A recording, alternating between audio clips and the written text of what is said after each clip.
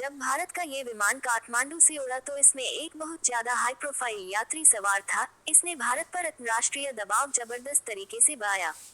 ये वीआईपी यात्री स्विस इतालवी शख्स था, जिसके कारण यूरोप में हलचल मच गई।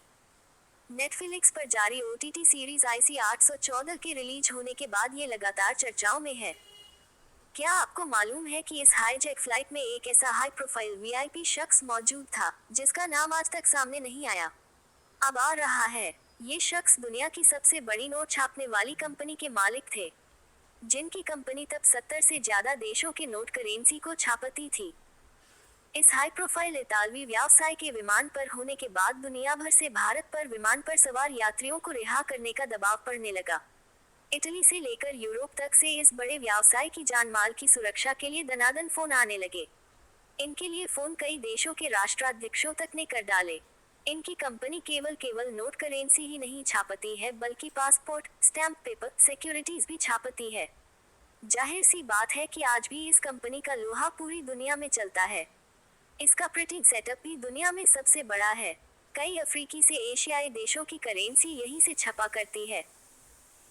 जब भारत कंधार में हाईजैक करके खड़े कर दिए गए विमान यात्रियों को रिहा कराने के लिए लगातार बात कर रहा था, तब उस पर इस विदेशी व्यवसाय की विमान में मौजूदगी बड़ा अंतर्राष्ट्रीय दबाव बढ़ा रही थी। वह सही मायने में विमान का सबसे बड़ा वीआईपी यात्री था, जिसका नाम है रॉबर्टो जियोरी, जो स्विस इतालवी व्यवसाय हैं। रॉबर्टो जियोरी उस समय डेलारू के मालिक थे, जो ब्रिटेन की एक कंपनी है। दुनिया के 90% करेंसी प्रिंटिंग कारोबार को नियंत्रित करती है। 2000 में टाइम की एक रिपोर्ट के अनुसार जियोरी अपनी साथी क्रिस्टीना कैलाब्रेसी के साथ काठमांडू में छुट्टियां मनाकर लौट रहे थे। टाइम की रिपोर्ट में कहा गया कि वह उस समय स्विट्जरलैंड के सबसे अमीर व्यक्तियों में एक थे। रिपोर्ट में कहा गया है, इंडियन एयरलाइंस की फ्लाइट 814 के 8 दिनों तक अपहरण के दौरान एक समय ऐसा भी आया जब अपहरणकर्ताओं ने भारत सरकार से $200 मिलियन की मांग की। उन्हें अंदाजा नहीं था कि इकोनॉमी क्लास में बैठा कोई बंधक आसानी से उन्हें इतनी बड़ी रकम का चेक दे सकता है। फ्लाइट में जियोरी की मौजूदगी भारत सरकार पर दबाव बढ़ाने वाली थी, क्योंकि स्विट्जरलैंड ने गुप्त रूप से कंधार में एक विशेष काफिला भेजा था ताकि उसकी तत्काल रिहाई की सुविधा की मांग की जा सके। हालांकि इस कूटनीतिक हस्तक्षेप और भारत सरकार द्वारा लिए गए संभावित परिणामी रुख को और भी दिलचस्प बनाने वाली बात यह है कि भारत में डेलारू की कथित संदिग्ध व्यापारिक गतिविधियां हैं। डेलारू एक वैश्विक कंपनी है जो करेंसी नोटों की छपाई तथा बैंक नोटों में इस्तेमाल होने वाले सुरक्षा धागे और सुरक्षा होलोग्राम जैसे फीचरों के उत्पादन के कारोबार पर हावी है, जिसको छापकर दुनिया भर के केंद्रीय बैंकों को भेजती है। ये फर्म 2016 तक ये कंपनी भारत को भी नोट के कागज और अन्य सामग्रियां उपलब्ध कराती थी। इस कंपनी कुछ समय तक भारत के भी नोट छापे।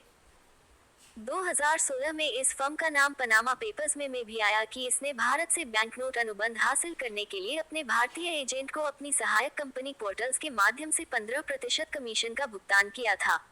पिछले कुछ सालों में भारत में इसका कारोबार विवादों से घिरा रहा है। इंडियन एक्सप्रेस की एक रिपोर्ट के अनुसार ये कंपनी पहली बार 2010 में विवादों में आई थी, जब इसकी आंतरिक जांच में पाया गया था कि भारत को सप्लाई किए गए कुछ वाटरमार्क वाले करेंसी पेपर गुणवत्ता मानकों पर खरे नहीं उतरे थे। रिहाई के बाद जियोरी ने क्या कहा? हफ्ते भर विमान को कंधार एयरपोर्ट पर खड़े रखने के बाद अपहर्ताओं ने विमान को छोड़ दिया। उसके बाद जब विमान से जियोरी दिल्ली पहुंचे तो उन्होंने कहा, विमान में मैंने जो अनुभव किया, उसने मुझे हमेशा के लिए बदल दिया। मुझे नहीं पता कि यह क्या है, हिंदू धर्म या भारतीयों का तथाकथित भाग्यवाद, लेकिन जिस तरह से यात्री पूरे समय शांत रहे, वो वाकई अनुकरणीय था। उसमें बच्चे भी थे। उन्होंने कहा, मैंने खुद से कहा, अगर विमान में इतालवी या फ्रांसीसी लोग होते, तो वो शायद इसे इतने लंबे समय तक नहीं बर्दाश्त कर पाते।